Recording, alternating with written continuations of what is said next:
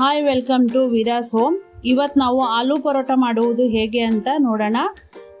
ಆಲೂ ಪರೋಟ ಅಂದರೆ ಯಾರಿಗಿಷ್ಟ ಇಲ್ಲ ಹೇಳಿ. ಇದನ್ನು ಸುಲಭ ಮತ್ತು ಬೇಗ ಹೇಗೆ ಮಾಡ್ಕೋಬೋದು ಅಂತ ಒಂದ್ಸಲ ನೋಡೋಣ. ಮೊದಲಿಗೆ ನಾವು ಒಂದು 3-4 ಬಾಯ್ಲ್ಡ್ ಆಲೂನ ತೆಗೆದುಕೊಳ್ಬೇಕು. ಇದಕ್ಕೆ ಸ್ಮ್ಯಾಶರ್ ಸಹಾಯದಿಂದ ನೈಸಾಗಿ ಸ್ಮ್ಯಾಶ್ ಮಾಡ್ಕೊಳ್ಬೇಕು. ನೈಸಾಗಿ ಗಂಟಿಲ್ಲದೆ ಸ್ಮ್ಯಾಶ್ ಮಾಡ್ಕೋಬೇಕು. ನಂತರ ಇದಕ್ಕೆ ರುಚಿಗೆ ತಕ್ಕಷ್ಟು ಉಪ್ಪು, 1 ಸ್ಪೂನ್ ಚಿಲ್ಲಿ ಪೌಡರ್, ಅರ್ಧ ಸ್ಪೂನ್ ಅರಿಶಿನ, ಅರ್ಧ ಸ್ಪೂನ್ ಆಮ್ಚೂರ್ ಪೌಡರ್, ಇದು ಆಪ್ಷನ್ಸು, ಅರ್ಧ ಸ್ಪೂನ್ ಜೀರಿಗೆ ಪುಡಿ, 1 ಸ್ಪೂನ್ ಧನಿಯಾ ಪುಡಿ, 1 ಸ್ಪೂನ್ ಗರಂ ಮಸಾಲ, ಮತ್ತು ಸ್ವಲ್ಪ ಓಂಕಾಳನ್ನ ಕೈಯಲ್ಲಿ ಈ ಥರ ಕ್ರಷ್ ಮಾಡಿ ಹಾಕೋಬೇಕು.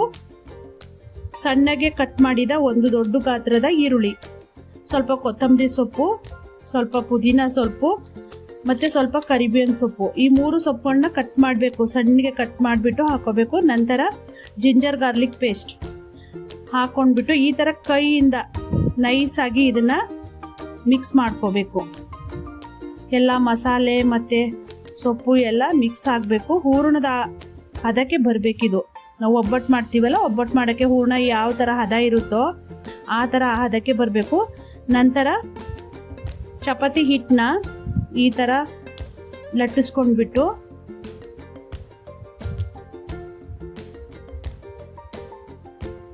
ಒಬ್ಬಟ್ಟಲ್ಲಿ ಹೇಗೆ ಸ್ಟಫ್ ಮಾಡ್ತೀವೋ ಹೂರಣನ, ಅದೇ ಥರ ಈ ಆಲೂ ಮಿಕ್ಸ್ನ ಸ್ಟಫ್ ಮಾಡಬೇಕು.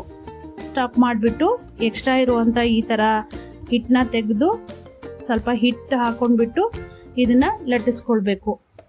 ಇದನ್ನು ತುಂಬ ಕಷ್ಟ ಅನ್ನೋರಿಗೆ, ಇದು ಮಾಡೋಕ್ಕೆ ಕಷ್ಟ ಆಗುತ್ತೆ ಅನ್ನೋರಿಗೆ ಇನ್ನೊಂದು ವಿಧಾನದಲ್ಲಿ ನಾವು ಮಾಡ್ಬೋದು. ಫಸ್ಟು ಪೂರಿ ಆಕಾರದಲ್ಲಿ 2 ಪೂರಿನ ಲಟ್ಟಿಸ್ಕೋಬೇಕು.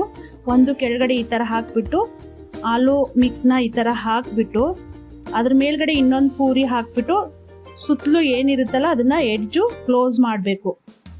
ನೀಟಾಗಿ ಸ್ಟಫ್ನ ಹೊರಗೆ ಬರದೇ ಇರೋ ಥರ ನೀಟಾಗಿ ಕ್ಲೋಸ್ ಮಾಡಬೇಕು. ಅದನ್ನು ಕ್ಲೋಸ್ ಮಾಡಿ ಈ ಥರ ಪೂರಿನ ಪರೋಟನ ಲಟ್ಟಿಸ್ಕೋಬೇಕು. ಅದು ಹೇಗೆ ಲಟ್ಟಿಸ್ಕೋಬೇಕಂದ್ರೆ ನೈಸಾಗಿ ಸ್ಮೂತಾಗಿ ಲಟ್ಟಿಸ್ಕೋಬೇಕು. ತುಂಬ ಒತ್ತಿ ಲಟ್ಟಿಸ್ಕೊಂಡ್ಬಿಟ್ರೆ ಅದು ಹೊರಗಡೆ ಬಂದ್ಬಿಡುತ್ತೆ. ಒಲೆ ಮೇಲೆ ಪ್ಯಾನ್ ಇಟ್ಬಿಟ್ಟು ಬಿಸಿ ಮಾಡಿಬಿಟ್ಟು ಈ ಥರ ಬೇಯಿಸ್ಕೊಳ್ಬೇಕು. ಇದಕ್ಕೆ ನಾವು ಘೀ ಅಥವಾ ಆಯಿಲ್ ಆದರೂ ಯೂಸ್ ಮಾಡ್ಕೋಬೋದು, ಯಾವುದಾದ್ರೂ ಸರಿ ಯೂಸ್ ಮಾಡ್ಕೋಬೇಕು. ಮತ್ತು ಚೆನ್ನಾಗಿ ನೀಟಾಗಿ ಅದನ್ನು ಬೇಯಿಸ್ಕೊಳ್ಬೇಕು. 2 ಕಡೆಗೆ ಈ ಥರ ಸ್ಪೂನಿಂದ ಒತ್ತಿ ಬೇಯಿಸ್ಕೊಳ್ಬೇಕು. ಮತ್ತು ಇನ್ನೊಂದು ಕಡೆ ತುಪ್ಪ ಮತ್ತು ಆಯಿಲ್ನ ಹಾಕ್ಕೊಂಡು, ತುಪ್ಪ ಅಥವಾ ಆಯಿಲ್ ಯಾವುದಾದ್ರೂ ಹಾಕ್ಕೊಂಡು ಈ ಥರ 2 ಕಡೆ ನೀಟಾಗಿ ಬೇಯಿಸ್ಕೊಳ್ಬೇಕು.